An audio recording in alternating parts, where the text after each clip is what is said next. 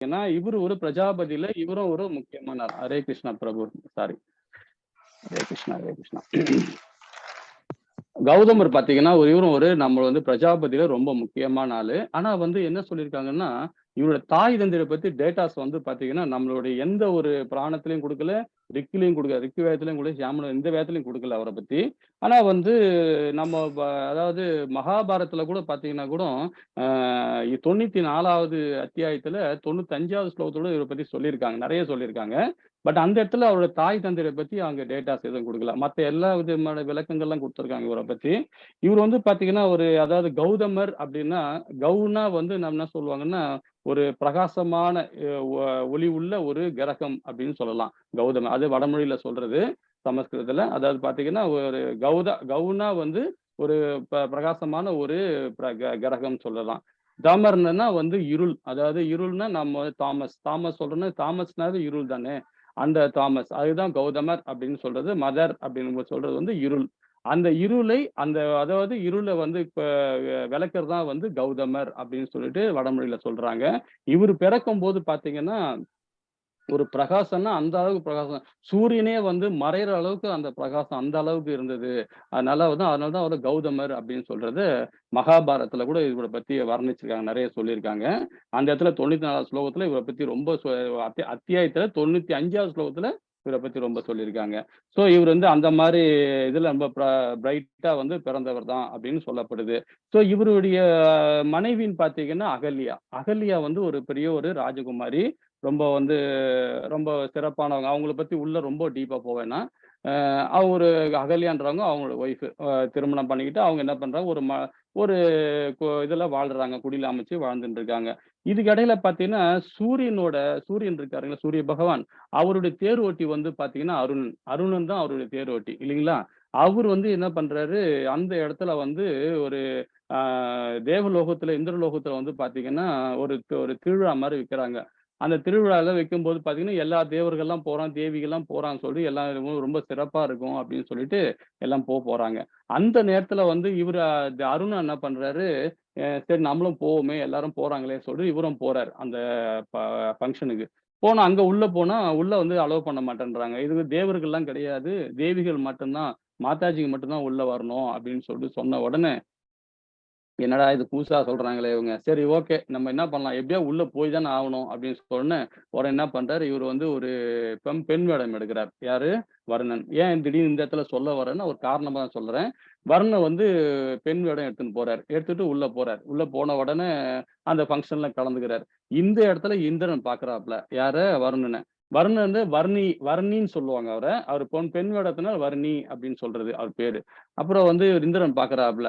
இந்திரன் பார்த்த உடனே ரொம்ப அழகா இருக்காளே! ரொம்பன்னா ரொம்ப அழகா இருக்காளே! அப்படின்னு சொல்லிட்டு இவர் என்ன பண்றாரு, பேச்சு குடுத்துட்டு, அவரு அந்த அம்மா மூலியமா பெண் வேடம் எடுத்த வர்ணிவி மூலியமா ஒரு குழந்தைய பெத்தெடுக்கிறாரு. அவரு வந்து யாருன்னா, ஃபர்ஸ்ட்டு வந்து பார்த்தீங்கன்னா, அவரு தான் வாலி. அதாவது நம்ம ராமாயணத்துல வர வாலி இருக்காருங்கல்ல, அவரு தான் வாலி. கிஷ்கிந்தாவோட இது. அவரு வாலி வராரு. அவங்க 2 பேருக்கும் பொறந்தவர் தான் வாலி. இந்திரனுக்கும் அருணிக்கும் பொறந்தவரு. இது கேள்விப்பட்ட உடனே சூரிய பகவான் என்ன பண்றாரு, "அவ்ளோ அழகா அவோ? அப்படியா? சரி நானும் பார்க்கணுமேன்னு" சொல்லிட்டு அவரும் என்ன பண்றாரு, சூரிய பகவான் அவரும் வந்து அந்த அம்மாவ கவர் பண்றாரு. கவர் பண்ணிட்டு அவங்களுக்கு 2 பேருக்கும் சூரிய பகவானுக்கும், வருணிக்கும் பொறந்தவர் தான் சுக்கிரன். சுக்கிரவன். அவரு வந்து அவரும் வந்து ராமர் தெரியும் இல்லையா? வாலி, சுக்கிரன் 2 பேருமே. இவங்க 2 பேருக்கும் பொறந்தவர் தான் இவங்கள. இது என்ன பண்றாரு, வருணன் என்ன பண்றாருன்னா, பெண் வேடம் வந்து வெளிய வந்துட்ட பிறகு இந்த 2 குழந்தைய வந்து கொண்டு வந்து அகல்யா கிட்ட குடுக்குறாரு. யாருகிட்ட? கௌதமருடைய ஒய்ஃப் கிட்ட, அகல்யா கிட்ட இந்த 2 குழந்தை நீ தான் வளர்க்கணும் அப்படின்னு சொல்றது. அந்த குழந்தைய வளர்க்கறாரு. ஸோ இதனால இந்த இந்த வாலியும், சுக்கிரனும் வளர்க்கறது யாருன்னா, அகல்யா தான் அப்படின்றத நம்ம புரிஞ்சுக்கலாம். இது முக்கியமா இந்த இடத்துல கௌதமர பத்தி சொல்றதுனால இதுல வந்திருக்கு. ஸோ அதுக்கப்புறம் பார்த்தீங்கன்னா, கௌதமரோட பையன் வந்து பார்த்தீங்கன்னா, ஒரு பெண் குழந்தை இருக்கு. இன்னொரு ஆண் குழந்தை இருக்கு.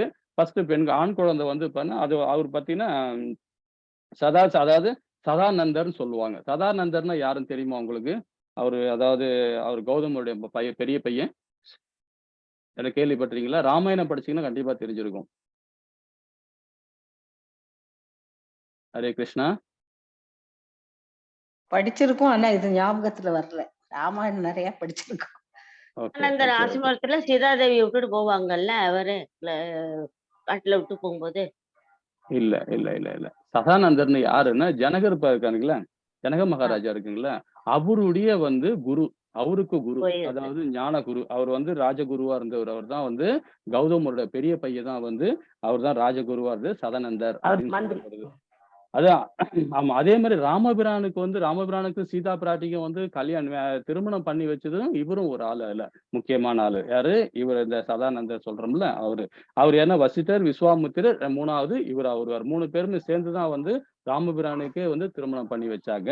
இந்த இதுல வருது. இந்த மாரி சொல்லப்படுது. அதுக்கப்புறம் பாத்தீங்கன்னா, அவருடைய ஒரு நிமிஷம் இருங்க.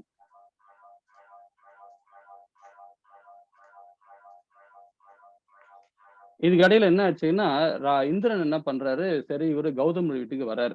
கௌதமர் வீட்டுக்கு வரும்போது, அப்போ என்ன பண்றாரு, கௌதமர் வந்து காட்டுக்கு போயிருக்காரு. காட்டுக்கு போயிருக்காரு. அ ப அதாவது காட்டுக்கு போனா எதுக்கு போவாங்க? தியானம் பண்றதுக்கு இந்த மாரி விஷயத்துக்குலாம் போவாங்க இல்லைங்களா? அந்த மாரி போயிருக்கும்போது, அகல்யா வந்து வீட்ல இருக்கும்போது இந்திரன் வந்திருக்காரு. இந்திரன் வந்துட்டு அகல்யா கிட்ட கேட்டிருக்காரு, "அம்மா எங்கம்மா அவரு?" அப்படின்னு. "இது மாரி காட்டுக்கு போயிருக்காருங்க. இன்னும் வரல" அப்படின்னு சொன்னோனே, "சரிம்மா" அப்படின்னு சொல்லி கொஞ்ச நேரம் பேசியிருந்துட்டு அவர் பாட்டுக்கு கிளம்பி போயிட்டு இருக்கிறாரு. சரி இந்திரன் கிளம்பிருக்காரு. அதுக்கப்புறமா இவரு கௌதமர் வந்திருக்காரு. கௌதமர் வந்து பார்த்த உடனே இவங்க அகல்யா சொல்லியிருக்காங்க, "இது மாரி வந்து இந்திரன் வந்துட்டு போனாரு" அப்படின்னு சொல்லிட்டு என்ன விஷயமா வந்துட்டாரு? என்னன்னு தெரியல. வந்தாரு. கொஞ்ச நேரம் வெயிட் பண்ணிட்டு பார்த்தாரு. அதுக்கப்புறம் போயிட்டாரு அப்படின்னு. இவனுக்கு கொஞ்சம் லைட்டா ஒரு சந்தேகம் அடைஞ்சிருக்கு. யார் மேல? அகல்யா மேல.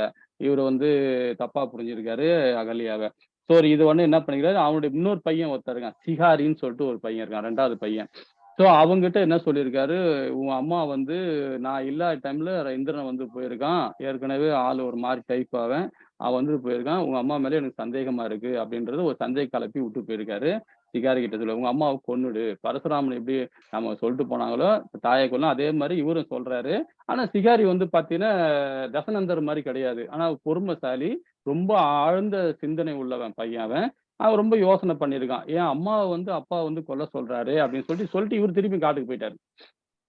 சிகாரி யோசனை ஒரே குழப்பம் அடைஞ்சுட்டு அப்படியே ஒரு பிரார்த்தனை பண்ணிக்கிட்டே இருக்கான். அம்மா இது மாரி பண்ண மாட்டாங்க. இவரு இது மாரி சொல்றாரு. ஆனாலும் தாய் தகப்பனார் சொல்றத தட்டக்கூடாது இல்லைங்களா? சரி இது பண்ணிடலாம், கொன்னுடலாம் அப்படின்னு சொல்லிட்டு பிளான் பண்ணிட்டு இருக்கான். இருந்தாலும் அப்படியே சிந்திச்சுன்னே இருக்கும்போது, இது சரியா வராதுன்ற மாரி அவனுக்கு ஒரே குழப்பத்திலே இருந்திருக்கான். அதுக்கப்புறம் பார்த்திருக்கான், இது கிடையாது நான் கொல்ல மாட்டேன் அப்படின்னு சொல்லிட்டு அவன் சைலன்ட்டா இருந்திருக்கான். அதுக்கப்புறம் அவரு என்ன பண்ணியிருக்காரு, காட்டுல போயி அங்க போன பிறகு அகல்யா அப்படியே அந்த முன்னாடி நடந்த வாழ்க்கையில என்னென்ன நடந்தாங்க அப்படின்றத யோசனை பண்ணி பார்க்குறாரு. யாரு?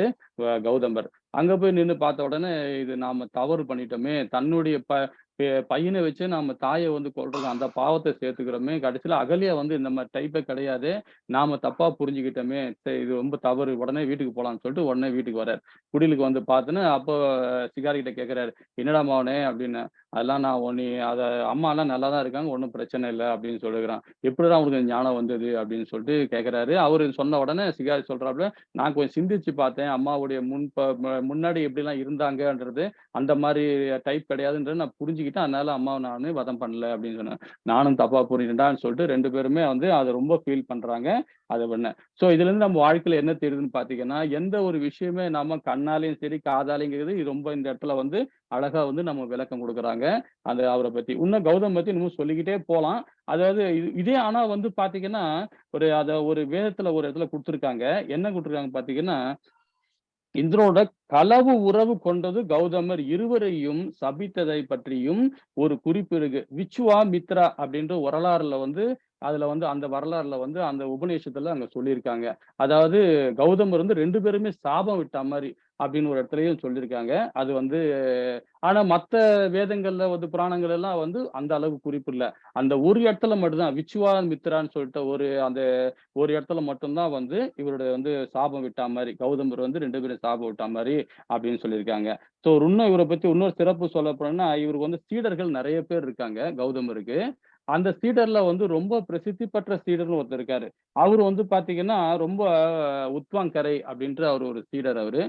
அவரு வந்து எல்லா சீடர் மாரியும் கிடையாது. ரொம்ப விசேஷமா வந்து ரொம்ப புடிக்கும். நெறைய விஷயம் நம்ம எப்படி இவரு நம்ம அர்ஜுனன் எப்படி இருக்காரு, நம்ம இவருக்கு துரோணாச்சாரியாருக்கு. அது மாதிரி வந்து ரொம்ப பிரியமான ஒரு சீடர் அவரு. ஆனா அந்த சீடரை கடைசி வரைக்கும் விடாமவே அவர் என்ன பண்ணிறாரு, அவருக்கு வயசான பிறகு தலைமுடி நரைச்ச பிறகு கூட அவர் விடவே இல்ல. விடாம ஏன்னா அவர பத்தி சொல்லணும்னா கொஞ்சம் நெறைய பெரிய கதையா போயிட்டுருங்க அது. ரொம்ப ஷார்ட்டா முடிச்சிடலாம். ஸோ அந்த மாரி ஒரு நெறைய சீடர்கள்ல அவரும் ஒரு முக்கியமான சீடர் அது.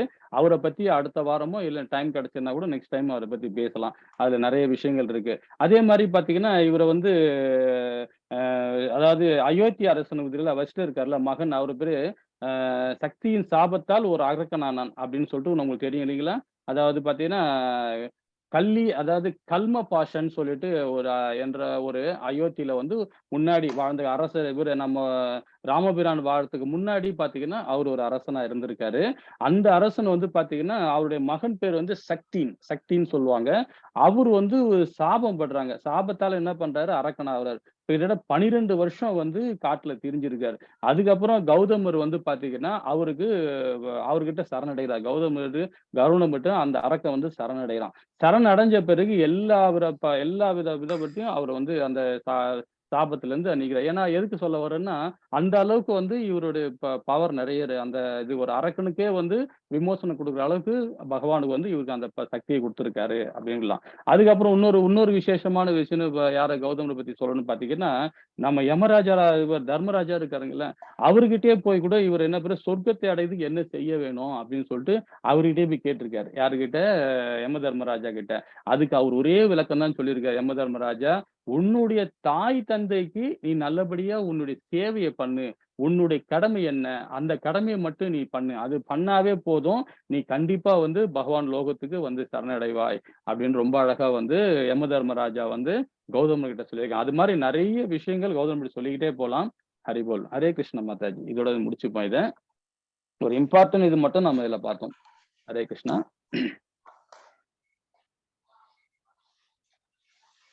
அடுத்த வாரம் என்ன பார்க்கலாம்? அடுத்த வாரம் இவங்க மாதாஜி கிளாஸ் எடுப்பாங்க.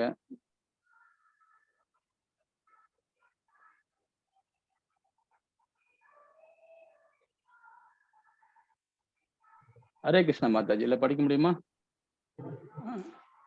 பகவான் ஹரே கிருஷ்ணா.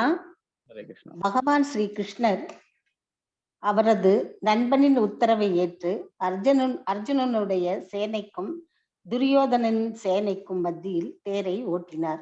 அங்கிருந்த சமயத்தில் தமது கருணை மிகுந்த பார்வையால் எதிரில் உள்ள படைப்பிரிவினரின் ஆயுளை குறைத்து விட்டார். எதிரியின் மீது பார்வையை செலுத்தியே இதை அவர் சாதித்து விட்டார். அந்த கிருஷ்ணரின் மீது என் மனம் நிலைக்கட்டும். ஹரே கிருஷ்ணா. ஹரே கிருஷ்ணா. இங்க வந்து நம்ம வந்து அதாவது பீஷ்மர் வந்து பாத்தீங்கன்னா, பகவான பத்தி நம்ம அதாவது 25 ஸ்லோகத்திலிருந்து நம்ம பார்த்துக்கிட்டே வந்தோம். நெறைய வர்ணிச்சுட்டே வந்தாரு. ஒரு இடத்துலயும் ஒரு பகவான் வந்து பாத்தீங்கன்னா, ஒண்ணு சொல்லுவாரு. இங்க வந்து பாத்தீங்கன்னா, அதுல வந்து நெறைய வாழ்க்கையில நம்ம இன்னும் நெறைய படிக்கலாம். பாகவத்திலே பாத்தீங்கன்னா, பிரபுபாதா வந்து நெறைய விளக்கம் குடுத்திருக்காரு. அதே மாரி பாத்தீங்கன்னா, பாகவதம் மட்டும் இன்னும் தெளிவா நம்ம படிச்சோம்னா, இன்னும் நெறைய படிக்கலாம். ஆனா நெறைய விஷயங்கள் இருக்கு. அது நம்ம டைம் இல்லாம ஒரு சில விஷயங்கள் மட்டும் நம்ம படிச்சுக்கிட்டு போயிட்டே இருக்கோம். சோ இந்த இடத்துல பார்த்தீங்கன்னா, துரியோதன சேனைக்கும் மத்தியில தேரத்துமே நிறுத்தினாரு. யாரு? இங்க நிறுத்த சொல்றாங்க. கருணை மிகுந்த பார்வையால் எதிரில் படைப்பிரிவினின் ஆயுத குறைத்து விட்டார். எதிரியின் பார்வையை செலுத்தி இதை அவர் சாதித்து விட்டார். அவர் கிருஷ்ணர் அதாவது மீது என் மனம் நிலை கட்டும் அப்படின்னு இந்த இடத்துல சொல்ல வராங்க. அடுத்த ஸ்லோகத்தை சொல்லிட்டு நமக்கு விளக்கம் படிக்கலாம். ஹரே கிருஷ்ணன். 36வது ஸ்லோகம் மாதாஜி. போர்க்களத்தில் தனக்கு முன் இருந்த வீரர்களையும் சேனாதிபதிகளையும் பார்வையிட்ட அர்ஜுனன் அறியாமையினால் கலக்கமடைந்ததாக காணப்பட்ட பொழுது பகவான் அவருக்கு ஆன்மீக அறிவை புகட்டி அவரது அறியாமையை களைந்தார். அவரது தாமரை பாதங்கள் எப்பொழுதும் என்னை கவர்ந்திழுக்கும் பொருளாக அமையட்டும். ஹரே கிருஷ்ணன். ஹரே கிருஷ்ண மாதாஜி. இப்ப இந்த ஸ்லோகத்துக்கு விளக்கம் யாராவது சொல்ல முடியுமா? இங்க என்ன சொல்ற பாருங்கன்னா, என்னை கவர்ந்து இழுக்கும் பொருளாக அமையட்டும் அப்படின்னு யார் சொல்றா? இது அர்ஜுன வந்து இந்த இடத்துல எதுக்காக இந்த மாதிரி இந்த ஒரு அறியாமை கலக்கமடைந்ததாக காணப்பட்ட பொழுது அப்படின்னு சொல்லப்படுறாங்க. இந்த ஸ்லோகத்துக்கு விளக்கம் சொல்ல முடியுமா? அர்ஜுனன் ரொம்ப இருந்தாரு.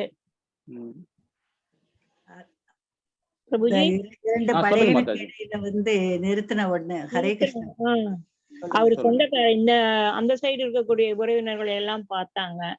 பார்த்தப்ப அவருக்கு ஐயோ இவங்களை எல்லாம் கொண்டுட்டு நம்ம சந்தோஷமா இருக்க முடியுமா, அந்த ராஜ்யத்தினால நமக்கு என்ன லாபம் அப்படின்னு அவரு யோசிச்சாரு. அப்போ அவருக்கு வந்து சண்டை போடணுங்கிற இதெல்லாம் இல்ல. ஒரு விதமான எதிரில் இருந்தவர்கள் எல்லாம் அரசர்கள் அவங்க எல்லாம் வந்து நல்ல போர் திறமையானவர்கள். இல்ல நம்ம சகோதர சகோதரிகள் எல்லாம் அழிக்கணுங்கிற ஒரே கவலைப்பட்டிருந்தப்போ அவர் சொன்னார். யாரு கிருஷ்ணர் அவருக்கு அறிவு கொடுக்கிறார். அவர் வந்து நான் சகோதர சகோதரி மட்டும் பார்க்காதே, எல்லாரையும் ஒரே கண்ணோட்டத்துல பாரு. நீ வந்து ஒரு போர் வீரன், அதனால இந்த போரை நீ செஞ்சே ஆகணும் அப்படின்னு அவருக்கு ஒரு அறிவு கொடுக்கிறார். அதான் ஆன்மீக அறிவு. ஹரே இன்னும் வரல. கிருஷ்ணா இன்னும் முக்கியமான பாயிண்ட்டுக்கு இன்னும் வரல. நீங்க முக்கியமான ஹரே கிருஷ்ணா பாயிண்ட் வரல. பிரபுஜி. சொல்லுங்க ஹரே சொல்லுங்க கிருஷ்ணா பிரபுஜி. சொல்லுங்க அவர் மாதாஜி. அர்ஜுனன் வந்து தன்னுடைய உற்றார் உறவினர்கள் குரு தன்னுடைய தாத்தாவெல்லாம் பார்த்த உடனே இவங்களெல்லாம் கொன்னுட்டு நான் என்ன அனுபவிக்க போறேன் அப்படின்ட்டு தான் தான் கொல்ல போறதாக நினைச்சாரு. ஆனா வந்து அவர் வந்து அறியாமையில இருந்தாரு. அவங்க வந்து போன பிறகு நம்ம வந்து இருந்து என்ன பிரயோஜனம் அப்படின்னு, இதனால சந்தோஷம் இல்ல, குடும்ப பாரம்பரியம் எல்லாம் போயிருந்துட்டு பலாயிரமா கலக்கம் அடைஞ்சிருந்தாரு. அப்ப பகவான் வந்து அவர் அறியாமையில இருந்தாரு. அவரை கொன்றுவாங்கன்ட்டு அவருக்கு வந்து அந்த ஒரு அறியாமையை போக்குறதுக்காக இவர் வந்து சாங்கிய தத்துவம் அதை வந்து பகவான் சொன்னாரு. நீ அவங்கள வந்து போர்ல வந்து கொல்றது வந்து அவங்க உடம்புதான் அழியுது, ஆத்மா இல்ல, ஆத்மாவுக்கு அழிவு இல்ல அப்படிங்கிற அந்த ஒரு தத்துவத்தை ஆத்மா வந்து பகவான் ஒரு அம்சம். இப்ப நாம எல்லாமே வந்து இந்த இப்ப பாகவதம் படிக்கிறோம். அதுக்கு முன்னாடி நம்ம ஹரே கிருஷ்ண மாதாஜி, இப்ப பாகவத்தை நம்ம எல்லாமே படிச்சுன்னு இருக்கோம். இப்போ இதுக்கு முன்னாடி நம்ம பகவத்கீதைன்னு ஒண்ணு படிச்சோம். ஞாபகம் இருக்குங்களா? ஞாபகம் இருக்கான்னு கேக்குறேன். ஏன்னா எனக்கு சொல்றதெல்லாம் எனக்கு புரியல. எனக்கு இதோட சாராம்சமே அதான் மாதாஜி.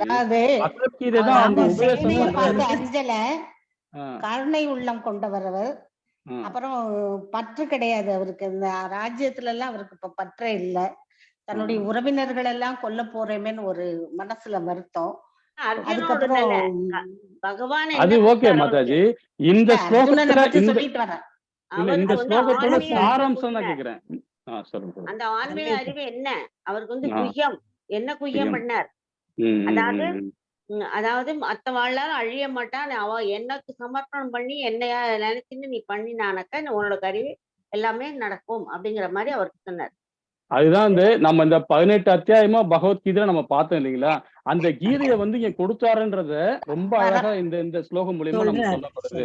அதாவது சேனாதிபதி பார்வையிட்ட போது அறியாமலே கலக்கமடைந்ததாக காணப்பட்ட பொழுது பகவான் அவருக்கு ஆன்மீக அறிவையும் புகட்டி அறியாமை கலைத்தார். இதை வந்து ரொம்ப ஷார்ட்டா வந்து இதுல கொடுத்துறாங்க. பகவத்கீதை இங்கதான் பேசப்பட்டது அப்படின்றத இந்த இடத்துல நம்ம புரியலாம். ஏன்னா 2 சேனைக்கு நடுவுல தேரை கொண்டு போய் நிறுத்துன்னு சொன்ன உடனே பகவான் கொண்டு போய் நிறுத்துறாரு. நிறுத்தின பிறகுதான் வந்து அவனுக்கு வந்து கலக்கம் அடைகிறான். கலக்கம் அடைஞ்ச உடனே அவன் என்ன பண்றாரு?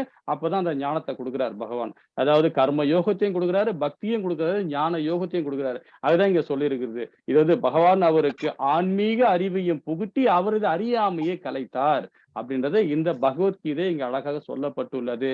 அப்படி ரொம்ப சிம்பிளா வந்து மறைமுகமா நமக்கு சொல்லியிருக்காங்க. அது அந்த சாராம்சம் தான் உங்களை கேட்டுனது நான் இவ்வளவு நேரம். ஹரே கிருஷ்ணா. 37 மாதாஜி. ஹரே கிருஷ்ணா.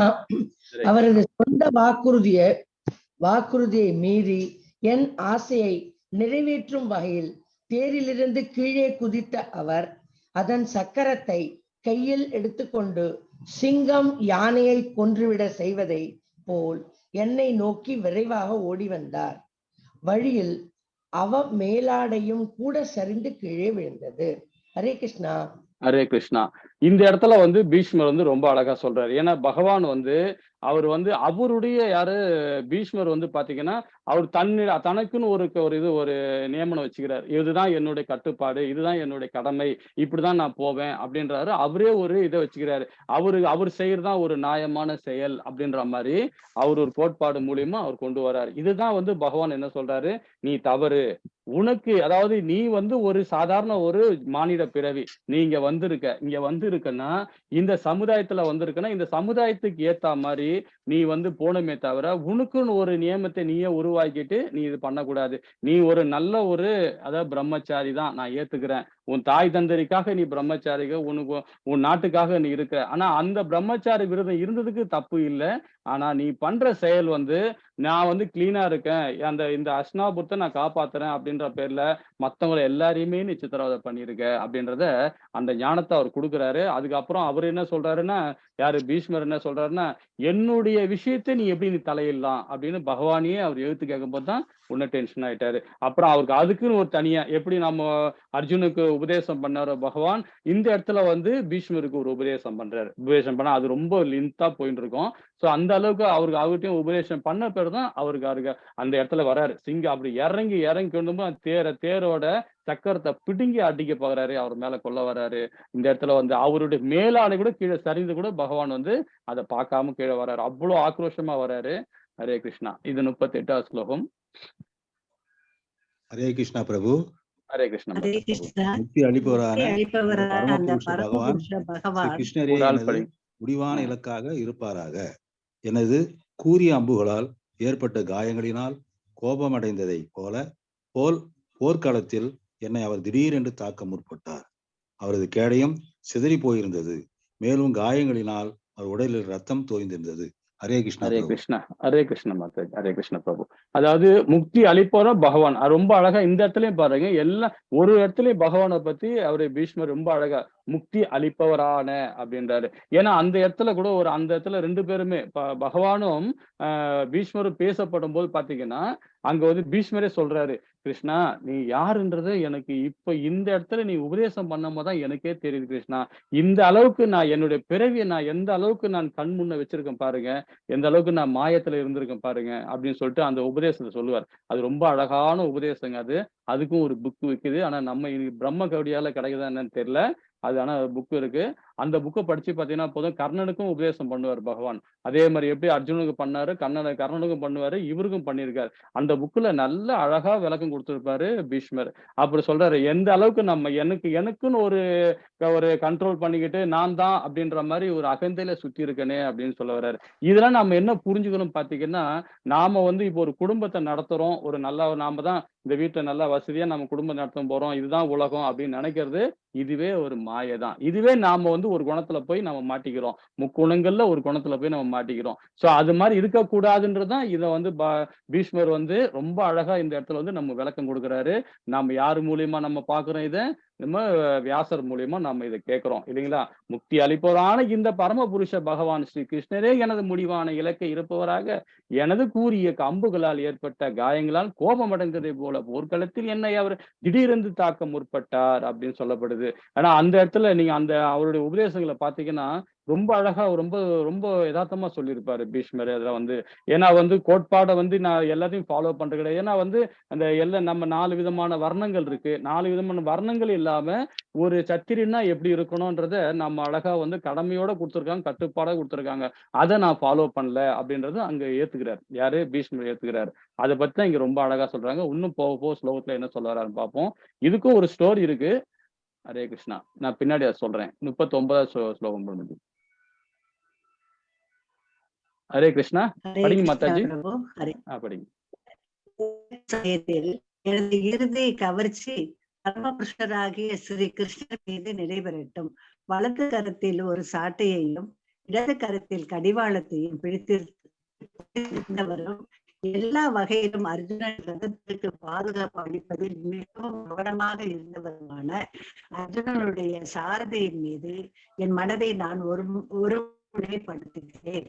குருத்திர போர்க்களத்தில் அவரை கண்டவர்கள் மரணத்திற்கு பின் அவர்களது சுய உருவங்களை பெற்றனர். ஹரே கிருஷ்ணா. ஹரே கிருஷ்ணா. ஹரே கிருஷ்ணா. ஹரே கிருஷ்ணா. ஹரே கிருஷ்ணா மாதாஜி. ஹரே கிருஷ்ணா. ஒரு நிமிஷம். இங்க பகவானை பத்தி சாரதி பார்த்த சாரதி நம்ம சென்னையிலே கோவில் இருக்கு. இங்க நான் வடநாட்டுல ஒரு கோவில் போயிருந்தேன். அந்த கோவில பாத்தீங்கன்னா அது எங்க சொல்ல வருதுன்னா, மதுரால இருந்து அலபூர் சொல்லிட்டு ஒரு இடம் ஒண்ணு இருக்கு. மதுரால இருந்து தள்ளி நான் ரொம்ப வருஷத்துக்கு முன்னாடி போனேன் அந்த கோவில்ல. அந்த கோவில்ல இருந்து அந்த ஊர்ல வந்து இந்தூருன்னு ஒரு ஊர், அந்த ஒரு சின்ன கிராமம் மாதிரிதான் இருக்கும். அந்த இடத்துல பகவானோட கோவில் இருக்கு. அந்த இடத்துல பாத்தீங்கன்னா கிருஷ்ண பகவானோட கோவில் இருக்கு. அந்த கோவில்ல பகவானுக்கு முதுகுல பாத்தீங்கன்னா தழும்பு போட்டிருப்பாங்க. அழகா இருக்கும் அந்த தழும்பு. அந்த போட்டோஸ் கூட என்கிட்ட இருக்கான்னு தெரியல. அதுல அந்த போட்டோஸ் வச்சிருந்தேன் நான். அதுல பின்னாடி பாத்தீங்கன்னா முதுகுல அங்கங்க தழும்பா இருக்கும். அப்ப நான் கேட்டேன், இது என்ன தழும்புலாம் இந்த மாதிரி இருக்கு பகவானுக்கு, இந்த மாதிரிலாம் இருக்காங்களே அப்படின்னு. அவங்க என்ன சொல்றாங்க, ஏன்னா வந்து பாரத போர் நடக்கும்போது அர்ஜுனன் பண்ண அந்த காயங்கள் தான். எப்படி எப்படி பகவானுக்கு பட்டிருக்கு பாத்தீங்களா, அந்த வில்லு அம்புல வச்சு குத்துவானாம் அர்ஜுனன் பின்னாடி இருந்துட்டு, இந்த சைடு போ, அந்த சைடு போ, நடுவுல போ அப்படின்னு சொல்லிட்டு ஆனா அந்த போர் நடக்கும்போது அவனுக்கே தெரியாம அத பத்தி கூட வந்து உத்தவர்கிட்ட பகவான் சொல்லியிருக்காரு. ரொம்ப ஃபீல் பண்ணி சொல்லியிருப்பார். நானு கஷ்டப்பட்டேன். யாருக்கா கஷ்டப்பட்டேன்? என் மக்கள், என் பக்தர்களை காக்கிறதுக்காக நான் கஷ்டப்பட்டேன் அப்படின்னு சொல்லி, அதிலேயே வந்து அந்த டைம்ல உத்தவர் ரொம்ப அழகா வந்து வர்ணிச்சது இல்லாம அவரு சொல்லும்போதே அவன் கண்ணுல அப்படியே ஜலமா கொட்டுமா அது. அந்த சிலை வந்து பாத்தீங்கன்னா, இன்னும் அந்த கோவில்ல இன்னும் வச்சிருக்காங்க. ஏன்னா பகவான் எவ்வளோலாம் போர்க்களத்துல வந்து அர்ஜுனன் தான் நாம கொன்னான், எல்லாம் பண்ணான், இது பண்ணான்னு. பகவானோட லீலை இல்லாம அது முடியுமா அது? அதுதான் இந்த இடத்துல சொன்னாரு. அர்ஜுனுடைய சாரதியின் மீது என் மனதை நான் ஒருமுகப்படுத்துகிறேன். குருஷேத்திர போர்க்களத்தை அவரை கண்டவர்கள் மரணத்துக்கு பின் அவர்கள் சுய உருவங்களை பெற்றனர் அப்படின்னு சொல்லிட்டு இந்த இடத்துல சொல்ல வராங்க. ஏன்னா பகவான் வந்து அந்த போர்ல வந்து இவ்வளவு கோடான கோடி பேர் கொன்னே ஆகணும். ஏன்னா அங்க வந்து அதர்மம் அதிகமா இருந்தால தர்மத்தை காக்கிறதுக்காக அவரு அந்த இதை பண்ணார். தன்னுடைய உடம்புல கூட அடிபட்டது கூட அவர் பார்க்காம, கால்பட்டு கைப்பட்டு வில்லால அம்பால குத்தி கூட அவரு அப்ப கூட அது பெருசா எடுத்துக்காம நமக்காக அதர்மத்தை அழிக்கணுன்றதுக்காகவே அங்க வதம் பண்றதுக்காக அவர் தான் முன்ன நின்று அந்த இதை பண்ணியிருக்காங்கன்றத இந்த இது மூலியமா புரிஞ்சுக்கலாம். ஹரே கிருஷ்ணா. 40வது ஸ்லோகம் மாதாஜி. அன்பான ஹரே கிருஷ்ணா பிரபு. புன்னகையாலும் ஹரே கிருஷ்ணா மாதாஜி. அன்பான புன்னையினாலும் அசைவுகளாலும் விருந்தாவனத்தில் இளநங்கைகளை கோபியர்கள் கவர்ந்தவரான பகவான் ஸ்ரீ கிருஷ்ணனிடம் என் மனம் நிலை பெறட்டும். ராச நடனத்திலிருந்து பகவான் மறைந்த பிறகு இளநங்கைகள் பகவானின் அங்க அசைவுகளை அப்படியே நடித்து காட்டினர். ஹரே கிருஷ்ணா. ஹரே கிருஷ்ணா மாதாஜி. ரொம்ப அழகா இந்த ராசலீலைன்னு சொல்றாங்களே, அது என்னன்னு சொல்ல முடியுமா, தெரிஞ்சுக்கணுமா? ராசலீலை எதுக்காக பண்றாரு பகவான்? ஏன் அந்த ராசலீலை பத்தி நாம தெரிஞ்சுக்கணும்? எதுக்காக அதை வந்து நம்ம வாழ்க்கையில கொண்டு வந்திருக்காரு பகவான்? சொல்லுங்களேன், இப்ப சொல்ல முடியுமா? நான் சவுத் இந்தியால யாருமே நம்ம ஃபாலோ பண்ண மாட்டோம். வட இந்தியால வந்து ரொம்ப அழகா இது பிராண்டா கொண்டாடுவாங்க. இதை பத்தி யாராவது சொல்ல முடியுமா? தெரிஞ்ச வரைக்கும் சொல்லலாம். பகவான்ல தன்னையே மறந்துருந்தாங்க எல்லாரும். பகவானோட ஒன்றி இருந்ததுனால அவருக்கு வந்து ராசலீலை பண்ணார். பகவான் அவர் எல்லா இடத்துலயும் இருப்பார், எங்க வேணாலும் அவரால முடியும் அப்படிங்கிறத தெரிஞ்சுக்கணும். எல்லாரோட இடத்துலயும் இருக்கிறார் அவர். எல்லார்கிட்டையும் ஒரு ஒரு கிருஷ்ணரா இருந்துட்டு எல்லாருக்கும் ஒரு சுகத்தை கொடுக்கறதுக்கு. அதாவது நீ அவரை நினைச்சானா நல்ல சுகம் அடையலாம். விளக்கம் கொடுக்க முடியுமா? நான் நினைக்கிறேன் பிரபுஜி, அவரு சின்ன வயசு தானே. சின்ன வயசுனா எல்லாத்துக்கிட்டையும் நல்லா ஃப்ரீயா மூவ் பண்ணி எல்லாம் செய்வாங்க. அத வந்து நம்ம தப்பா நினைச்சுக்க கூடாது. அதான் என்னோட ஐடியா, வேற ஒண்ணும் இல்ல. உங்களுடைய இது சரி. பிரபுஜி அவர் வந்து பல்வேறு விரிய முடியும், அவரால் முடியும். பல்வேறு உருவங்களை தன்னையே பல்வேறு உருவங்களை ஏற்படுத்தி முடியும் அப்படிங்கறத அவரை காண்பிக்க. ஒவ்வொரு கோபியருக்கும் ஒவ்வொரு கிருஷ்ணராக அவரு. ஆனா அந்த கிருஷ்ணரோட பாவத்தை எல்லாரும் எழுத்ததுனால எல்லாரும் அவளுக்கு கிருஷ்ணரோட பாவம் இருக்கு. அதனாலதான் அவ வந்து கிருஷ்ணன் கிட்ட இருக்க முடியும். கிருஷ்ணரையே தான் எல்லாம். அவர் நின்னுனா நிப்பா, உட்காருனா உட்காருவா, அவர் உட்கார்ந்தாலும் அவரும் உட்காருவா, இவன் நின்னா அவளும் நிப்பா. அந்த மாதிரி ஒரு ஒரு அட்டாச்மெண்ட். அந்த அட்டாச்மெண்ட் இருக்கதான் அந்த மாதிரி ஒரு அட்டாச்மெண்ட் அவர்கிட்ட வேணும், எல்லாரும் வச்சுக்கணுங்கிறதுக்கு தான் காட்டுறாரு அவர் எக்ஸாம்பிள். கிட்டத்தட்ட அவங்களும் இவங்க கோபியர்களும் கிருஷ்ணர் மாதிரியே ஒரு மாதிரி அழகாவும் அவருடைய குணமுமே அவருக்கு இருந்ததுனால அவங்க ஒன்னா சேர்ந்து. இப்போ நாம வந்து வட இந்தியால மட்டும் இந்த ராசலீலை வந்து சொல்லுங்க மாதாஜி. இந்த கோபியர்கள் வந்து கிருஷ்ணன் மேல அளவற்ற அன்பு கொண்டவங்க. எதை எதிர்பார்க்காத ஒரு அன்பு. அன்பு வந்து சொல்றப்போ அவங்க நிறைவேற்ற விரிவாக்க செஞ்சு எல்லா கோபிகளுடைய ஆசையை நிறைவேற்றினார். என்ன கேட்கிறாங்களோ அன்புக்கு அடிபடி வருவாங்க. அப்படி தெரியுது. ஹரே கிருஷ்ண மாதாஜி. ஆக்சுவலா வந்து நாம நிறைய விளக்கம் இதுல பார்த்தோம். ஹரே கிருஷ்ண மாதாஜி. இப்போ வந்து அந்த கோபிகைகள் கோபர்கள்லாம் வந்து நம்ம கோபர்கள் போக மாட்டாங்க இந்த ராசலீலையில, கோபிகள் தான் மட்டும் கலந்துப்பாங்க. இது ஏன் இருந்துச்சுன்னா இது வந்து வட இந்தியால பாத்தீங்கன்னா இன்னும் கூட அது வந்து வருஷத்துக்கு ஒரு வாட்டி தான் அது கொண்டாடுறாங்க. அதெல்லாம் வந்து பகவான் என்ன சொல்றாருன்னா மாசத்துக்கு ஒரு நாள் ராசலீலை வைங்க அப்படின்னுவாரு. மாசத்துக்கு ஒரு நாள் ராசலீலை வைங்க. ஏன்னா வந்துன்னா அந்த அந்த மாதிரி அந்த ராசலீலை பண்ணும்போது அதாவது ஆத்மா அதாவது நம்மளுடைய அன்பு இருக்கு பாத்தீங்களா, அந்த நேசம் வந்து இன்னும் வந்து விருத்தி அடையும். அப்புறம் வந்து இந்த பாகுபாடு இருக்காது. ஆண் பெண்ணுன்ற பாகுபாடு இருக்காது. கள்ள உறவு இருக்காது. 2வது வந்து பாத்தீங்கன்னா இந்த ராசலீலையில கலந்துக்க போது பாத்தீங்கன்னா, அதாவது உறவுகள் எப்படி மேம்படும் பாத்தீங்கன்னா, இந்த காமத்தினால உறவு மேம்படக்கூடாது. முக்கியமா அதுதான் நம்ம இப்ப கல்யாணம் ஆச்சுன்னா குழந்தை பெத்துக்கிறோம் அப்படின்ற மட்டும் அந்த ஆங்கிள் மட்டும் தான் இப்ப உள்ள கலியுகத்துல இந்த மாதிரி போயிட்டு இருக்காங்க. அந்த ராசலீலையில பாத்தீங்கன்னா அந்த காமமே அங்க இருக்காது. அதுதான் நம்ம வந்து நம்ம சைத்தன்ய மகாபிரபு சொல்லுவார். கீர்த்தனை பண்ணுங்க. நடனம் ஆடிக்கிட்டே கீர்த்தனை பண்ணுங்க. அதுதான் ரொம்ப சால சிறந்தது. 2 கைய தூக்கிட்டு மேல அந்த ஹைட்டா கைய தூக்கிட்டு பண்ணி பாருங்க. நான் எல்லாத்தையும் விட்டுட்டேன், தொறந்துட்டேன். பகவானே நான் உங்ககிட்ட வந்துட்டேன் அப்படின்னு சொல்லி 2 கைய தூக்கிட்டு அந்த ராசலீலை நடனத்தை நம்ம ஆடணும். அதுதான் வந்து நீங்க ஜெபம் பண்ணும்போது கூட பாத்தீங்கன்னா கூட ராசலீலை பண்றோம். எப்படி நாங்க பண்றாங்களோ அதே மாதிரி நீங்க ஜெபம் பண்ணி பாருங்க. ரொம்ப ஒரு மாரி ரொம்ப ஒ ஒ அது எப்படி சொல்லுவதுன்னா, நீங்க பாட்டு தன்னை மறந்துருவீங்க. மறந்துட்டு பகவானோட உணர்வுல அப்படியே போயிட்டே இருப்பீங்க. அப்போ அந்த மாரி நம்ம அந்த மாரி ராசலீலையில எப்படி பண்றாங்களோ, அதே மாரி நம்ம வீட்ல நம்மளால பண்ணிக்க முடியும். தனியாவே பண்ணிக்க முடியும். கோபுரங்கள் தேவையில்ல, யாருமே தேவையில்ல. 2 கைய தூக்கிட்டு பகவான் ஹரிநாமத்த சொல்லிட்டு நீங்க பாட்டுன்னு பண்ணிக்கிட்டே இருங்க. ஆட்டோமேட்டிக்கா உங்களுக்கு இன்னும் பயங்கரமான உணர்வுகள் நெறைய வரும்ன்றத ஏன்னா நான் வந்து அனுபவபூர்வமா நான் சொல்றேன். நான் இன்னைக்கும் தனியா ஜெபம் பண்ண ஆரம்பிச்சேன். இன்னைக்கு 120 இப்ப நான் இப்போ முந்தா நாள் வைகுண்ட இது இப்போ ஏகாதசி இப்போதைக்கு கடைசி ஏகாதசி 180 ரவுண்டு பண்ணேன் நானு. ஏன் பண்ண முடியுதுன்னா, நமக்கு வந்து அந்த அந்த லீலை, அந்த பகவானுடைய அந்த ராசலீலையில பண்றாங்க. கைய வச்சுன்னு அழகா தூக்கி ஆடுவாங்க பாருங்க. அந்த மாரி நீங்க ஆடிக்கிட்டு ஸ்லோகம் சொல்லி ஜெபம் பண்ணி பாருங்களேன். தன்னை மறந்துடுவீங்க. நீங்க பாட்டுன்னு சொல்லிக்கிட்டே இருப்பீங்க ஹரிநாமத்த. 6:30 மணி நேரம் நான் சொல்லியிருக்கேன் நான் அன்னைக்கு உட்காந்து நின்னுகிட்டு. டான்ஸ் ஆடிக்கிட்டு அது மாதிரி பாடிட்டு இருக்கோம். அந்த மாதிரி பிரபுஜி நம்ம அதுல உணர்வுல எப்படி போயிட்டே இருப்போம். கவுண்ட் பண்றது? எனக்கு கையில நான் அந்த மணி வச்சிருக்கேன்ல மாதாஜி, கையில கட்டிப்பேன் நானு. அந்த இதுல வந்து பேக் கட்டிப்பேன். அந்த பேக கட்டிப்பேன். கட்டிக்கிட்டு அது பாட்டு கை ஹைட்ல இருக்கும்போது அது பாட்டுன்னு போயிட்டே இருக்கும். அந்த ராசலீலை அதுதான். தன்னை மறந்து பகவானோட உணர்வுல கொண்டு போறதுக்கு தான் அந்த ராசலீலை. அது வந்து கோபிகள் மட்டும் கிடையாது. நமக்கும் தான் அந்த ராசலீலை பகவான் பண்ணியிருக்காரு. அதாவது வாசத்துக்கு ஒரு வாட்டி பண்ணுங்க. அதுதான் நம்ம சைத்தன்ய பிரபு நீங்க டெய்லி கொண்டாடுங்கன்றாரு சைத்தன்ய மகாபிரபு. டெய்லி கொண்டாடுங்க. அது பகவானோட உணர்வு நமக்கு வரும் தான் அந்த ராசலீலையை பண்றோம். முக்கியமா வந்து அந்த ராசலீலை அதுக்காக தான் சிவபெருமானே வந்து ராசலீலையில பெண் வேடம் போட்டு வந்திருக்காரு. தெரியுங்களா? அது படிச்சிருப்பீங்களா நீங்க? ஹரே கிருஷ்ணா. படிச்சிருக்கீங்களா? பகவான் வந்து ராசலீலையில யாரும் வரக்கூடாது. பிரபுஜி யாரும் வரக்கூடாது. இப்ப கோபுரங்கள் யாரும் வரக்கூடாதுன்றாரு. அப்புறம் சிவபெருமான் என்ன பண்ணாரு? பெண் வேடம் விட்டு அது உள்ள வந்து அவரும் அந்த ராசலீலையில கலந்துக்கிட்டாரு. அந்த ராசலீலையில அவ்வளவு மகிமை இருக்கு. அத வந்து நாம ஃபாலோ பண்ணனா நாம ஜெபம் பண்றோம். டெய்லி ஜெபம் பண்றோம். 16 ரவுண்டு பண்றோம், 10 ரவுண்டு பண்றோம், 5 ரவுண்டு பண்றோம். 1 ரவுண்டு பண்ணா கூட சரி, அது உணர்வோட நீங்க பண்ணீங்கன்னா பகவான் அது கொஞ்ச நேரம் பண்ணாவே போதும். நமக்கு நிறைய விஷயங்கள் ஞானத்தை பகவான் கொடுப்பாரு. இந்த இடத்துல அதுதான் நம்ம புரிஞ்சுக்கலாம். ஹரே கிருஷ்ணா. 41 ஸ்லோகம். ஹரே கிருஷ்ணா. யுதிஷ்டிர மகாராஜனால் இயற்றப்பட்ட ராஜசூய யாகத்தின் போது அரச குடும்பத்தினர் மற்றும் பண்டிதர்கள் ஆகிய மிக சிறந்த உலக பிரமுகர்கள் அனைவரும் அங்கு கூடியிருந்தனர். அச்சிறந்த கூட்டத்தில் பகவான் ஸ்ரீ கிருஷ்ணர் அனைவராலும் இணையற்ற பரம புருஷராக வழிபட்டார். இச்சம்பவம் நாம் இருக்கும் பொழுது நடந்ததாகும். மேலும் பகவானிடம் என் மனதை பதிப்பதற்காகவே இச்சம்பவத்தை நான் நினைவு கூர்த்தேன். ஹரே கிருஷ்ணா பிரபு. ஹரே கிருஷ்ணா மாதாஜி. ஹரே கிருஷ்ணா.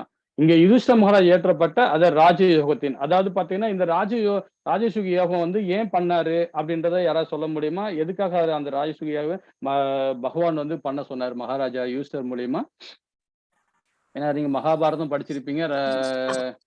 சொல்லுங்க மாதாஜி. யுதிஷ்டர் வந்து எல்லாத்தையும் ஒரே குடையின் கீழே கொண்டு வரணும் அப்படிங்கிறதுக்காகவும், மேலும் வந்து அவர்கிட்ட கொஞ்சம் செல்வம் கம்மியா இருந்தது. அதனாலையும் செல்வத்தை திரட்டி எல்லா அரசர்களையும் தன் குடையின் கீழே கொண்டு வரணும் அப்படிங்கிறதுக்காகவும் கிருஷ்ணர் வந்து ராஜசூயாகம் செய்ய சொன்னார். ராஜசூயாகம். இந்த ராஜசூகி யாகம் வந்து சொல்றது வந்து பாத்தீங்கன்னா அதே மாதிரி வந்து தன்னுடைய ராஜியை வந்து விருத்தி அடையறதுக்கு மட்டும் கிடையாது, எல்லாருக்கும் தெரியணும். அதாவது கடலையும் சரி, நிலத்தையும் சரி, எல்லாத்தையுமே வந்து அவர் வந்து ஆட்கொண்டிருக்கார். யாரு? யுதிஷ்டர் வந்து அந்த சக்கரவர்த்தியா இருந்திருக்காரு. ஏன்னா டெல்லியில தான் வந்து நம்ம ராஜ்யம் ஃபர்ஸ்ட் இந்த உலகத்துக்கே வந்து அங்கிருந்து நம்ம நாகரிகமே கொண்டு வந்ததே வந்து நம்ம டெல்லியில தான். நம்ம இதுல இருந்து அதை பத்தி இன்னும் நிறைய ஸ்டோரி சொல்லிக்கிட்டே போலாம். பகவான் ரொம்ப அழகா வந்து இந்த இடத்துல சொல்றாரு. ஸ்ரீகிருஷ்ணன் அனைவராலும் இணையற்ற பரமபுருஷராக வழிபட்ட அந்த சமயத்தில் சம்பவம் நான் இருக்கும் பொழுது நடந்ததாகவும், மேலும் பகவானிடம் என் மனதை வைப்பதாக இச்சம்பவத்தை நான் நினைவு கூர்ந்தேன் அப்படின்னு இந்த இடத்துல வந்து ரொம்ப அழகா வந்து பீஷ்மர் சொல்றாங்க. அடுத்து என்ன சொல்லறான் பார்ப்போம். 42வது ஸ்லோகம் மாதாஜி. ஹரே கிருஷ்ணா. பகவான் எல்லோருடைய இதயத்திலும் இருக்கிறார், மன கற்பனையாளர்களின் இதயத்திலும் இருக்கிறார் என்பதற்கு எதிரான எண்ணயத்திலிருந்து இப்பொழுது நான் விடுபட்டு விட்டேன் என்பதால் இப்பொழுது என் முன் நிற்கும் அந்த ஒரே பகவானாகிய ஸ்ரீ கிருஷ்ணரை முழு மன ஒருமையுடன் என்னால் தியானிக்க முடிகிறது. ஹரே கிருஷ்ணா. ஹரே கிருஷ்ணா. இது வந்து பகவானுடைய எல்லா பக்தியிலையும், அது அனநேய பக்தி நம்ம சொல்றோம் பாத்தீங்களா, அந்த அனநேய பக்தியில பகவான பக்தி பண்றது பாத்தீங்கன்னா எந்த ஒரு கற்பனையும் நம்ம கிட்ட வராது இல்லைங்களா. கற்பனை இருக்காது. இதயத்துல வந்து நாம ஆத்ம ரூபத்துல பகவானை நம்ம வந்து பண்ணும்போது பாத்தீங்கன்னா அது எல்லாமே பகவானோட ஐக்கியமாயிடும். அதுதான் நம்ம பக்தி பண்றது. எதுவா இருந்தாலும் சரி, நம்ம பிராணங்களை படிக்கிறதும் சரி, கீதையை படிக்கிறதும் சரி, நாம வந்து ஒரு நிலைப்படுத்தி நம்ம படிச்சோம்னா அது வந்து இன்னும் ஆழ்மனதா படிக்கிறோம். இப்போ டெய்லி மாதாஜி வந்து பாத்தீங்கன்னா நமக்கு வந்து இந்த அதாவது நம்மளுடைய ஆச்சாரிகளோட பாட்டெல்லாம் சொல்லி தராங்க. அந்த பாட்டு சொல்லி கொடுக்கும் போது அது விளக்கத்தை தெரிஞ்சுட்டு நம்ம படிக்கும்போது பாத்தீங்கன்னா இன்னும் நமக்கு ஒரு உணர்வு நிறைய வரும். அதுல உணர்வுல ஏதோ அவங்க சொல்றாங்க நம்ம பாடுறோம் அப்படின்னு நினைக்காதீங்க.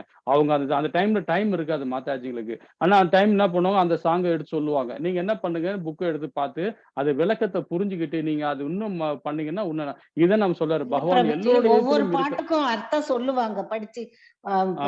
தாரணேஸ்வரி மாதாஜி எல்லாத்துக்கும் அர்த்தம் ரொம்ப அழகா. ஆமா, அது அந்த கோர்வையா சொல்ல வரல, அவ்வளவுதான். ஆனா எங்களுக்குள்ள அது புரிஞ்சிருக்கோம். நாங்க புரிஞ்சுதான் பாடுறோம். ஆனா அத வந்து எங்களால இப்ப நீங்க கேட்ட உடனே எங்களால சொல்ல முடியல. ஆனா புரிஞ்சுதான் பாடுறோம். Okay okay. அந்த அந்த ஆழ் மனசு புரிஞ்சு. இப்ப நீங்க வந்து சமஸ்கிருதம் உங்களுக்கு தெரியும் மாதாஜி.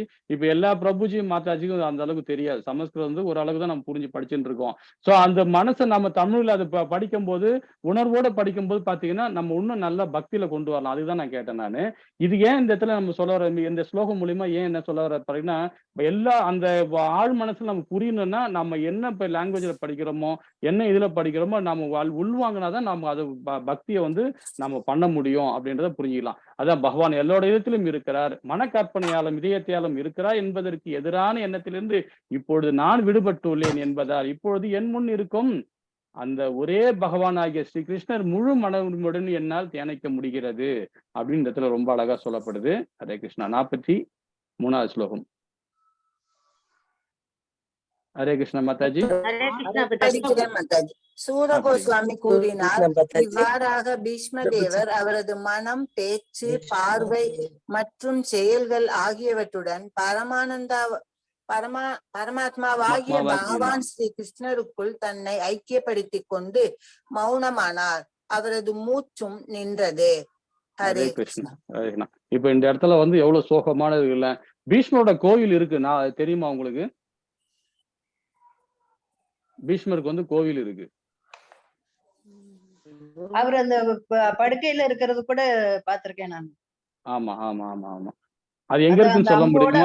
படுக்கையில படுத்து வச்சிருக்காங்க, நான் போயிருக்கேன் பாத்தேன். ஆமா ஆமா ஆமா ஆமா ஆமா. அது பாத்தீங்கன்னா டெல்லி. ஆமா ஆமா. அதாவது டெல்லிக்கும் மதுராக்கும் நடுவுல இருக்கு அந்த கோவில். அது ஏன்னா வார் நடந்து வந்து பாத்தீங்கன்னா ஹரியானால நடந்திருக்கும். வார் நடந்து வந்து பாத்தீங்கன்னா அது வந்து டெல்லிக்கும் ஹரியானாக்கும் நடுவுல தான் வந்து நம்ம அந்த வார் நடந்த இடம் அது. ஆனா இந்த கோவில் வந்து பாத்தீங்கன்னா பீஷ்மர் கோவில் வந்து டெல்லிக்கும் மதுராக்கும் நடுவுல ஒரு ஊர். அந்த ஊர் பேர் ஞாபகம் இல்லை எனக்கு. அது அந்த ஊர்ல பாத்தீங்கன்னா அங்கதான் வந்து பிரம்மதேவருக்கு கோவில் இருக்கு. அங்க வந்து இன்னமும் வந்து பிரம்மாவோட பீஷ்ம தேவர், சாரி பிரம்மன் வந்து. ஹரே கிருஷ்ணா. ஹரே கிருஷ்ணா. பீஷ்மரோட கோவில் பாத்தீங்கன்னா இன்னமும் அந்த இடத்துல வந்து ரொம்ப அழகா அந்த இடத்துல வந்து அதுக்கு அவருக்குன்னு ஒரு சில விஷயங்கள்ல அங்க பண்ணின்னு இருக்காங்க இன்னும் கூட அந்த கோவில்ல. அழகா 3 விதமான இருப்பாரு அங்க பீஷ்மர். இந்த இடத்துல வந்து பாத்தீங்கன்னா வில்லம்போட படுத்துட்டு இருப்பாரு. ஒருத்தர் தியானம் பண்ற மாதிரி ஒரு இடத்துல படுத்துட்டு இருப்பாரு. ஒரு இடத்துல பாத்தீங்கன்னா பஞ்ச பாண்டவருங்க எல்லாருமே கௌரவர் எல்லாம் உட்கார்ந்துட்டு இருக்க மாதிரி ஒரு இடத்துல இருக்கும். ரொம்ப அழகா இருக்கும். இப்ப இந்த இடத்துல பாத்தீங்கன்னா பீஷ்மர் வந்து உயிர் விடுறார். ஏன்னா அவரோட மனம் வந்து பேச்சு, பார்வை மற்றும் செயல்கள் ஆகியவற்றுடன் பரமாத்மாவாகிய ஸ்ரீ கிருஷ்ணருக்குள் தன்னை ஐக்கியப்படுத்திக் கொண்டு மௌனமானார். அவரது மூச்சும் நின்றது. இந்த இடத்துல கரெக்டா கடைசி டைம்ல வந்து இங்க வந்து பகவான் திருநாட்டுக்கு அவர் போறாரு. இந்த இடத்துல ஹரே கிருஷ்ண சவுண்ட் இறைச்சலாகுது பாத்துங்க. 44வது ஸ்லோகம் மாதாஜி. ஹரே கிருஷ்ண பிரபுஜி. பீஷ்மதேவர் ஹரே பரமபுருஷரின் கிருஷ்ண பிரபுஜி பரம்பற்ற நித்திய படிக்கலாங்களா? தன்மைக்குள் அடுத்த ஸ்லோகம் ஐக்கியமாகி படிங்க. விட்டார். எனவே அறிந்த அங்கு கூடியிருந்த அனைவரும் பகல் நேரத்தின் முடிவில் பறவைகள் நிசப்தமானதை போல் மௌனமாயினர். ஹரே கிருஷ்ணா. ஹரே கிருஷ்ணா. இங்க இவரு பீஷ்ம தேவர் வந்து இந்த இடத்துல வந்து அவரு பகவான் லோகத்துக்கு போறாரு. இந்த இடத்துல போன உடனே பறவைகள் மாத்திரம் போகும், கஷ்டப்படுவாங்க. எல்லாருமே வந்து அப்படியே சைலண்டா ஆகுறாங்க. இந்த இடத்துல மௌனம் ஆறாங்க. ஹரே கிருஷ்ணா. 45வது ஸ்லோகம் நீங்க கேட்டீங்களா மாதாஜி? படிங்க மாதாஜி. படிங்க மாதாஜி. தேவர் பரமபுருஷரின் பரம்பற்ற அதற்கு பிறகு மனிதர்களுக்கும் தேவர்களுக்கும் மரியாதையாக பேரிக்கைகளை கொட்டினார். நேர்மையுள்ள அரசு மரியாதைக்காக வந்தத்தினர் மரியாதைக்கும் வணக்கத்திற்கும் சின்னமாக இராணுவ அணிவகுப்புகளை ஆரம்பித்தனர். வானத்திலிருந்து பூமாரி பொழிந்தது. இதுல வந்து பாத்தீங்கன்னா நம்மளுடைய அதாவது பீஷ்மரோட அந்த உபதேசம் புக்கு சொல்றோம் பாத்தீங்களா, அந்த புக்ல படிச்சு பார்த்தா போதும் வான தேவதைகள் மாத்திரம் இல்லைங்க. வான தேவதைகள் மாத்திரம் இல்ல, எல்லா தேவர்களும் வந்து அவருடைய இதுக்கு நீ நம்ம லோகத்துக்கு வா, நம்ம லோகத்துக்கு வான்னு ஒருத்தரும் இந்திரனை கூப்பிடுறாரு, சூரிய பகவான் கூப்பிடுறாரு, எல்லா தேவர்களும் கூப்பிடுறாங்க. யார? பீஷ்மரை. நீ இங்கிட்ட வா, இந்த இடத்துக்கு போதா, அந்த இடத்துக்கு போன்னு சொல்லிட்டு. ஏன்னா அவர் வசுக்களா இருந்தாங்கல்ல, அந்த 7 வருஷங்களும் வந்து என்னுடைய இது நான் கூட்டும் போறேன்னு சொல்லிட்டு 7 வருஷங்களும் வந்து நிக்கிறாங்க, வந்து ரெடியா வந்து அவர் நிக்கிறாங்க. அவர் மனைவியும் வந்து நிக்கிறாங்க, எல்லாருமே வந்து நிக்கிறாங்க. பிரம்மதேவரை கூட்டும் போறதுக்கு, சாரி பீஷ்மரை கூட்டும் போறதுக்கு ரெடியா நிக்கிறாங்க அந்த இடத்துல வந்து. ஏன்னா எல்லாம் அந்த இதுல அந்த புக்ல நீங்க படிச்சீங்கன்னா ரொம்ப அழகா சொல்லியிருப்பாங்க. அதுல அதாவது சூரிய பகவான் பாத்தீங்கன்னா அவர் அந்த மாதிரி பூக்களை அந்த மாதிரி கொட்டினாராம். இந்திர பகவான் வந்து பாத்தீங்கன்னா அவரு விதமான ஒரு பூக்கள் கொட்டினாரு. அவருடைய பூத உடலை மேல கொட்டினாங்க அப்படின்னு சொல்லிட்டு ரொம்ப அழகான. இந்த இடத்துல வந்து நான் மனித பிரிவா இருக்கேன், அந்த இடத்துல வந்து எல்லாமே என்ன ராணுவ அணிவகுப்பு, ஒரு இடத்துல வந்து இப்படி நடக்கிறாங்க. அதாவது இப்ப நாம வந்து இவங்க அஸ்தனாபுர பேரரசு மட்டும் கிடையாது, சிற்றரசு எல்லாம் இருக்காங்க பாத்தீங்களா, அந்த ராஜாக்கள்லாம் வந்து அவங்களும் வந்து அந்த இடத்துல வந்து அவருக்கு ராஜ மரியாதை கொடுக்குறாங்க. ரொம்ப அழகான அது ரொம்ப அழகா வந்து அந்த சொல்லியிருக்காங்க. ஹரே கிருஷ்ணா. 46வது ஸ்லோகம். ஹரே கிருஷ்ணா. ஹரே கிருஷ்ணா. பிறகு வம்சதேவரே சௌனகர் பீஷ்ம தேவரின் உடலுக்கு ஈம சடங்குகளை செய்த பின் யுதிஷ்ட மகாராஜன் நொடி நேர துக்கத்திற்கு ஆளானார். ஹரே கிருஷ்ணா. ஹரே கிருஷ்ணா. இப்ப நம்ம எல்லாருமே நம்ம பூத உடை, இப்ப நம்ம ஒரு ரிலேட்டிவ்ல உள்ள யாராவது இறந்துட்டாங்கன்னா அந்த இறந்த பிறகு கொஞ்சம் ஒரே துக்கமா தான் இருக்கும் ஒரே மணி. ஆனா அந்த பூத உடலை அழிக்கும் போது பாத்தீங்கன்னா எல்லாருக்குமே அந்த ஃபீல் ஆகும் இல்லைங்களா? இந்த இடத்துல பாருங்க, யுதிஷ்ட மகாராஜா எவ்வளவு ஒரு தர்மசீலன். அவர் எப்படிப்பட்ட இது பண்ணிருப்பாரு பாருங்க. இப்ப நாம இதுல இருந்து ரொம்ப அதிகமா படிக்க டைம் இல்லை நமக்கு அது. ஆனா அந்த அளவுக்கு யுதிஷ்டர் வந்து அப்பவும் அதை மேல்கோட்டி அதாவது முன்னாடி பீஷ்மர் வந்து எப்படிலாம் இவகிட்ட அந்த ஞானத்தை கொடுத்தாரு, எப்படி அவர் அரசாட்சி கொண்டு வந்தாரு, எப்படிலாம் அந்த இதை வந்து நம்மள போதனைகள்லாம் கொடுத்தாருன்றத இந்த இதுல வந்து நினைப்பாரு யுதிஷ்டர் நினைக்கிறாரு. அந்த மகாபாரதத்துல படிச்சீங்கன்னா நல்லா தெரியும். அந்த அளவுக்கு யுதிஷ்டர் மகாராஜா வந்து அந்த நேரத்துல அவர் துக்கத்தாலாம அந்த எல்லா கற்பனையும் அதுல கொண்டு வர ரொம்ப அழகான இடம் இது. ஹரே கிருஷ்ணா. 47வது ஸ்லோகம். பிறகு மாமுனிவர்கள் அனைவரும் அங்கிருந்த பகவான் ஸ்ரீ கிருஷ்ணரை திவ்ய வேத மந்திரங்களால் போற்றி புகழ்ந்தனர். அதன் பிறகு அவர்கள் அனைவரும் பகவான் ஸ்ரீ கிருஷ்ணரை தங்களது இதயத்தில் தாங்கியவாறு அவரவர் ஆசிரமங்களுக்கு திரும்பினர். திரும்பினார். ஹரே கிருஷ்ணா. அவரு பகவான் அவருடைய பீஷ்மரோட உடல்ல வந்து அடக்கம் இது பண்ணியாச்சு. முடிஞ்ச பிறகு எல்லாமே வந்து வேத மந்திரங்கள்லாம் எல்லாம் இது பண்ணிட்டாங்க. இப்போ பகவான் எல்லாத்துக்கும் போய் ஆகணும் இல்லைங்களா? இப்ப அடுத்த அத்தியாயம் வந்து பாத்தீங்கன்னா 10வது அத்தியாயத்துல என்ன சொல்லப்படுதுன்னு பாத்தீங்கன்னா, அவரு பகவான் வந்து அவர் இடத்துக்கு போறாரு. எங்க போறாரு அவர் இடத்துக்கு? அது அடுத்த வாரம் பார்ப்போம். அடுத்த வாரம் மாதாஜி கிளாஸ் எடுப்பாங்க. அவங்க டைம் இருக்கான்னு தெரியல. அவங்க எடுத்தாங்கன்னா அதுல நான் எடுக்கிறேன் கண்டிப்பா நம்ம. ஹரே கிருஷ்ணா. ஹரே கிருஷ்ணா. 48. ஹரே கிருஷ்ணா. அதன் பிறகு யுதிஷ்ட மகாராஜன் பகவான் ஸ்ரீ கிருஷ்ணரால் தொடரப்பட்டவராய் தலைநகரான ஹஸ்தினாபுரத்திற்கு சென்றார். அங்கு அவரது பெரியப்பாவுக்கும் தபஸ்வினியாக இருந்த பெரியம்மா காந்தாரிக்கும் அவர் ஆறுதல் கூறினார். ஹரே கிருஷ்ணா. ஹரே கிருஷ்ணா. அதாவது பாத்தீங்கன்னா இப்ப அங்க எல்லாம் மாதாஜிக்கெல்லாம் வர முடியாதுங்களா? அவங்க எல்லாமே அங்கதான் இருப்பாங்க. ஏன்னா பிரபுஜி மட்டும் இவங்க போய் அங்க எல்லாம் சொல்லி ஆறுதல் படுத்தணும். ஆறுதல் படுத்துட்டு அப்புறம் இவர் என்ன பகவான் என்ன பண்றாரு, அவர் தோராக கிளம்பி ஆகணும். ஏன்னா அடுத்த அத்தியாயம் பாத்தீங்கன்னா தோராக கிளம்புறத பத்தி ரொம்ப பகவான் வந்து பாத்தீங்கன்னா ரொம்ப அழகா அந்த இடத்துல சொல்லப்படுவாங்க. அந்த ஸ்லோகத்துல ரொம்ப அந்த 10வது அத்தியாயம் ரொம்ப சிறப்பா இருக்கும். அதை நம்ம அடுத்த இதுல பார்ப்போம். ஹரே கிருஷ்ணா. இந்த இடத்துல எல்லாரையும் வந்து காந்தாரியும் சரி அங்க உள்ள எல்லாரையும் வந்து அவர் வந்து ஆறுதல் படுத்துறாரு. 49வது ஸ்லோகம் கடைசி ஸ்லோகம். ஹரே கிருஷ்ண மாதாஜி. பிறகு ராஜ ரிஷியான யுதிஷ்ட மகாராஜன் அவரது பெரியப்பா துர்தராஷ்டிரர் அனுமதியுடன் பகவான் கிருஷ்ணரால் ஊர்ஜிதப்படுத்தப்பட்ட சட்டங்களும் அரசு நீதிக்கும் ஏற்ப உறுதியாக அரசாட்சியை நடத்தி வந்தார். ஹரே கிருஷ்ணா. ஹரே கிருஷ்ணா. இந்த இடத்துல பாத்தீங்கன்னா யுதிஷ்டர் வந்து பாத்தீங்கன்னா அவருக்கு என்னென்ன சொன்னாங்கன்றது எல்லாத்தையும் சொல்றாங்க. அப்புறம் இது வந்து திருதராஷ்டிரர் வந்து இப்ப இருக்கிறதுல அவர் தான் கொஞ்சம் இதா பெரியவர் இல்லைங்களா? அவர் திரும்ப வந்து எல்லாரோட போதனையும் யுதிஷ்டிர மகாராஜாவுக்கு எல்லாத்தையும் கொடுக்குறாரு. அரசு எப்படி கொண்டு போகணும், எந்த மாதிரி கொண்டு போகணுன்றத ரொம்ப அழகா வந்து இந்த இடத்துல சொல்லப்படுது. ஹரே கிருஷ்ணா. இதை முடிச்சிடலாம். இதோட பாஞ்சகல்பத்ராய கிருப சிந்தியே பதினானாம் பாபரிங்க வைஷ்ணவ நமோ நம. जय श्री कृष्ण चैतन्य प्रभु नित्यानंद श्री अद्वैत गदाधर श्रीवासादि गौरभक्त वृंद. हरे कृष्ण कृष्ण कृष्ण हरे हरे राम राम राम हरे हरे. हरे कृष्णा. माता जी